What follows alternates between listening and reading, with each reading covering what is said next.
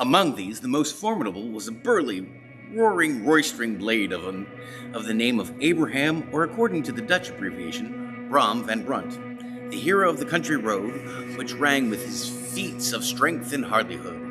He was broad-shouldered and double-jointed, with short curly black hair and a bluff but not unpleasant countenance, of having mingled air of fun and arrogance.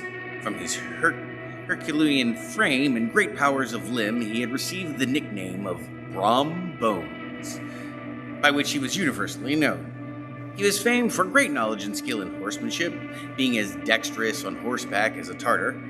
He was foremost at all races and cockfights, and with the ascendancy with which bodily strength always acquires in rustic life, was the umpire in all disputes, setting his hat on one side and giving his decisions with an air and tone that admitted of no gainsay or appeal.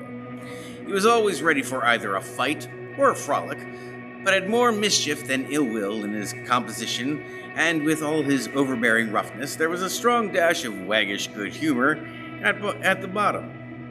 He had 3 or 4 boon companions who regarded him as their model, and at the head of whom he scoured the country, attending every scene of feud or merriment for miles round. In cold weather he was distinguished by a fur cap surmounted with flaunting fox's tail, and when the folks at a country gathering described the well-known crest at a distance, whisking about among a squad of hard riders, they always stood by for a squall. Sometimes his crew would be heard dashing along past the farmhouses at midnight, and with whoop and halloo like a troop of Don Cossacks. And the old dame, startled out their sleep, would listen for a moment till the hurry-scurry had clattered by, and then exclaim, "Aye, there goes Brom Bones and his gang!" The neighbors looked upon him with a mixture of awe and an admiration and goodwill, and when any madcap prank or rustic brawl occurred in the vicinity, always shook their heads and warranted Brom Bones was at the bottom of it. This rantipole hero had for some time singled out the blooming Katrina for the object of his uncouth gallantries, and though his amorous toyings were something like the gentle caresses and endearments of a bear, yet it was whispered that he did not altogether discourage his hopes. Certain his advances were signals for rival candidates to retire, who felt no inclination to a cross lion in his amours, insomuch when his horse was tied to Van Tassel's paling, on a Sunday night, a sure sign that his master was courting, or as it termed, sparking, with on all suitors passed by in despair and carried the war into their other quarters. Such was the formidable rival with whom Ichabod Crane had to contend. And considering all things a stouter man that he would have shrunk from competition, and a wiser man would have despaired. He had, however, a happy mixture of pliability and perseverance in his nature. He was in form and spirit like a supple jack, yielding but tough, though he bent and he never broke, and though he bowed beneath the slightest pressure, yet the moment it was away, jerk. He was erect, and he carried his head as high as ever. To have taken the field openly against his rival would have been madness, for he was not a man to be thwarted in his amours, any more than that stormy lover, Achilles. Ichabod, therefore, made his advances in a quiet and gently insinuating manner. Under cover of his character of singing master, he made frequent visits at the farmhouse, not that he had anything to apprehend from the meddlesome interference of parents, which is so often a stumbling block in the path of lovers. Bolt Van Tassel was an easy, indulgent soul. He loved his daughter better even than his pipe, and, like a reasonable man and an excellent father, let her have her way in everything. His notable little wife, too, had enough to do to attend her housekeeping and manage her poultry, for, as she sagely observed, ducks and geese are foolish things and must be looked after, but girls can take care of themselves.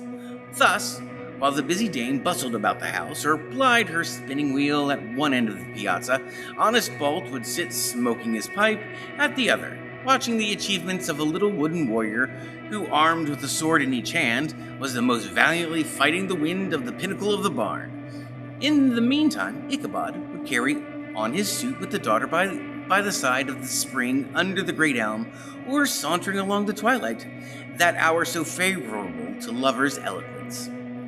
I profess not to know women's hearts or are wooed and won, To me, they have always been matters of riddle and admiration. Some seem to have but one vulnerable point, or door of access, while others have 1,000 avenues and may be captured in 1,000 different ways.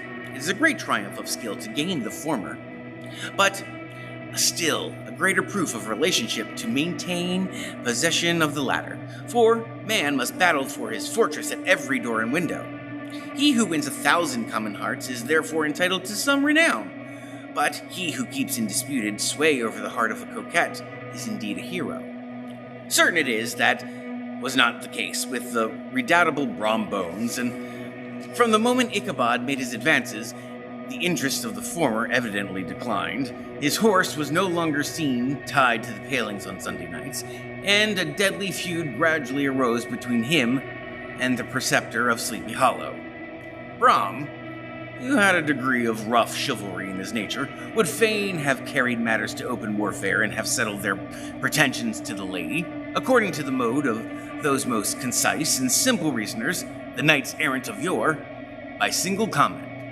But Ichabod was too conscious of the superior might of the adversary to enter the lists against him. He had overheard a boast of Bones that he would double the schoolmaster up and lay him on a shelf of his own schoolhouse, and he was too wary to give him an opportunity.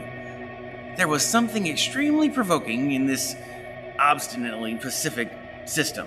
It left Brom no alternative but to draw upon the funds of rustic wagery in his disposition and to play off boorish practical jokes upon his rival. Ichabod became the object of whimsical persecution to Bones and his gang of rough riders. They harried his hitherto peaceful domains, smoked out his singing school by stopping up the chimney, broke into the schoolhouse at night, in spite of its formidable fastenings of withe and window stakes, and turned everything topsy-turvy, so that the poor schoolmaster began to think all the witches in the country held their meetings there. But what was still more annoying, Brom took all the opportunities of turning him into ridicule in presence of his mistress, and had a scoundrel dog whom he taught to whine in the most ludicrous manner, and introduced as a rival of Ichabod's to instruct her in psalmody.